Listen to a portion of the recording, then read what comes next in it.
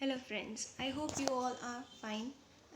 In this pandemic situations, we are taking online lectures, and so it is a bit difficult for everyone to have education. But still, we are doing our level best that you can do much well and you can understand it very well as you were understanding in the classroom.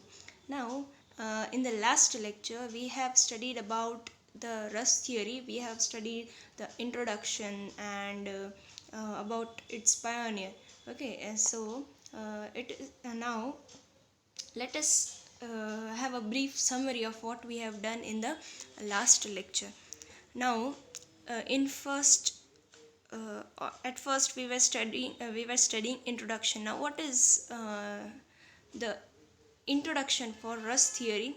If at all you are asked to write Rust theory, you can include it, and it seems very well. The paper checker will go crazy, I think, if you write this introduction. Western scholars study the problem of good and bad and beautiful.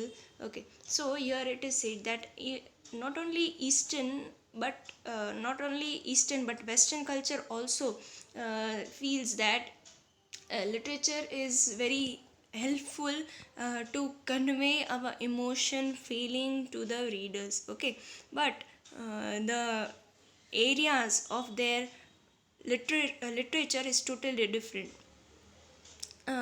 Eastern scholars deal with beauty, while the Western scholars deal with beautiful, that is external. Now, uh,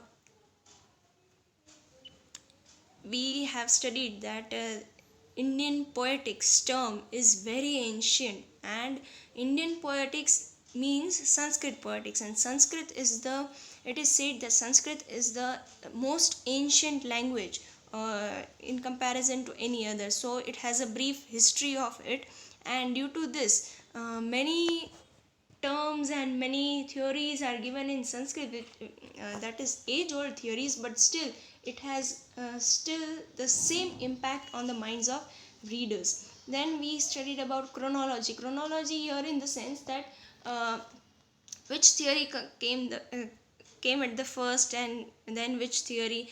We have studied in that early first lecture also that Rus theory has been given by Bharat Muni, and that too in first or second century BC. Okay, then comes Zwani theory, that is given by Anand Vardhan, and all that in a chronological way. Even it is said that Bharat Muni is the one who is uh, said to be the first scientific critic, and who is the pioneer of Sanskrit poetics, even not only of Rus theory but even the Sanskrit poetics. And in his book Natya Shastra, he deals with the term dramaturgy, and it is said Natya Shastra is said to be the commencement of Sanskrit poetics. Commencement means starting of Sanskrit poetics. Now, then comes the Natya Shastra. Natya Shastra, the book in which Ras theory is given by Bharat Muni, that is Natya Shastra. It is given that it is a full of detailed suggestions of each and every part of drama. Okay, let it be the stage effect, music, characters, etc., etc. And it is further said that it does not only deals with stagecraft, but gradually it has been influenced by music, dance, and literature. Okay, uh, yes, it has also thrown light on the subjects like theory of imitation, acting, music, dance, spectacle, costumes, makeup.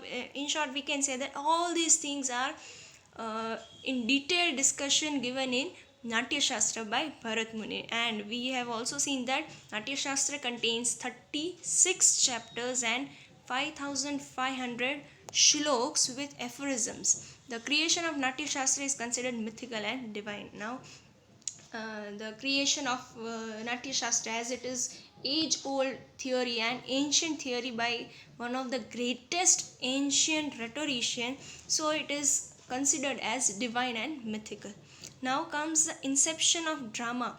As we have started that Kavya is the generic value comprising of all forms of poetic composition in Sanskrit. Kavya is further classified into two types. As we have said in the first lecture, that in earlier times literature was equal to Kavya. Okay, and uh, every literary piece was in Kavya form only. So, okay, so in further, uh, Indian rhetoricians have classified it into two types, that is Drashya and Shravya. Now, Drashya means audiovisual, which you can see and hear at the same time. Okay, and now it is, and the second one is Shravya, that is oral.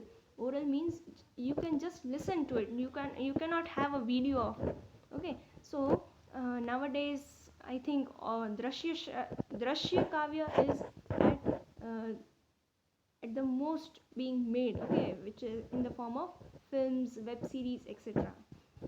Drashya, that is audiovisual, is further classified as Natya and Nritya, representation by gestures with a musical background.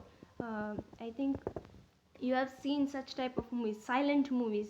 Okay, you have just a character and you are having that, suppose for example Charlie Chaplin. Okay, so that movie is the example of Nritya. Means what? The gestures are there, characters are there, but only music is around. Okay, suppose for example Mr. Bean, the cartoon Mr. Bean, it is also the same. Okay, and Natya means drama, which we see.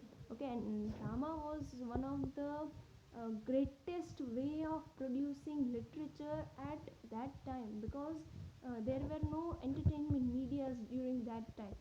Today we are having a lot many things. Okay, in this lockdown situation also we were fully entertained by web series and Hotstar and all that applications which shows movies, serials, and etc, etc, etc. So we were having a lot many entertainment medias, but at that time we were not having that many entertainment media, so drama was the only uh, way. Now, drama is the representation of certain situations so as to induce in the spectators a sense of identification with the hero and other characters by the way actors renders them.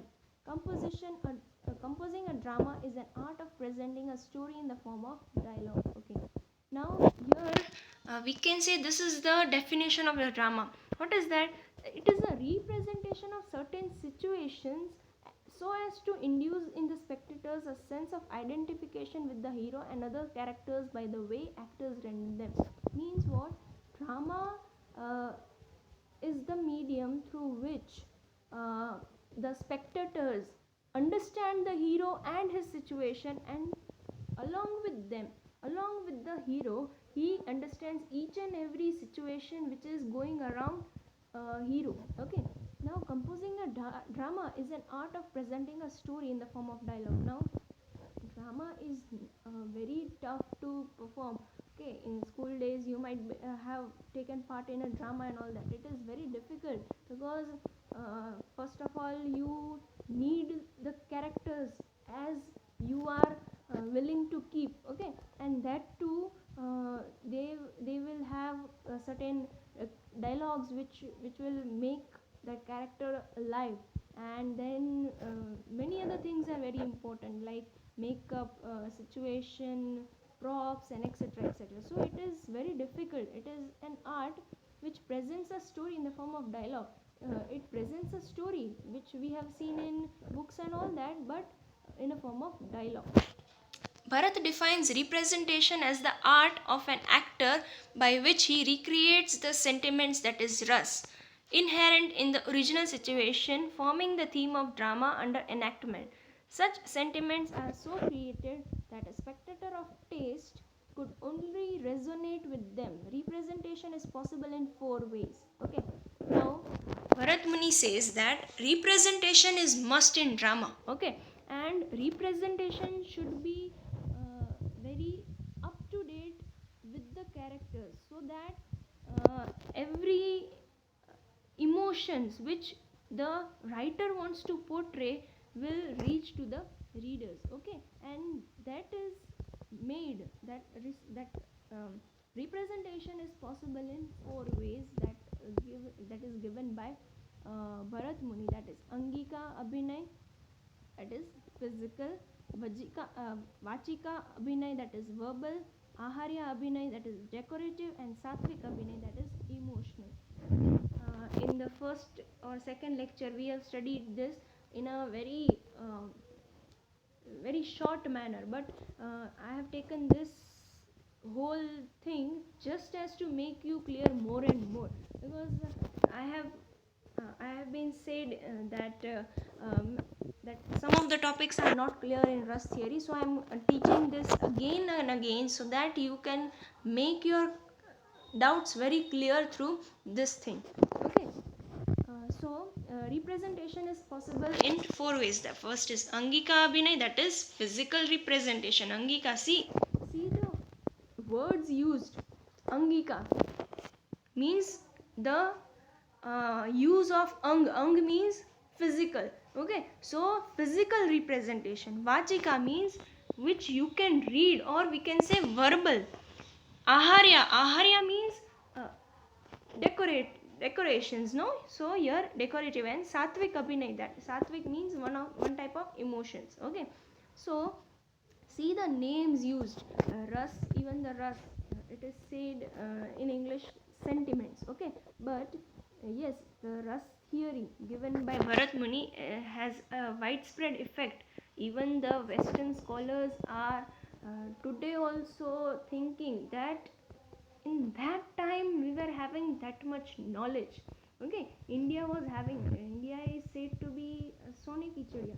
It is not so that only gold was there, so it was Sone ki Chidiya. No, but we were having that a lot of education in our times, that we were literally said to be Sone ki Chidiya, but due to many reasons, this thing demolished. Our India is not now said to be Sone ki Chidiya, but I hope our youth can make it more and more possible that we can be again called Sone ki Chidiya. Okay.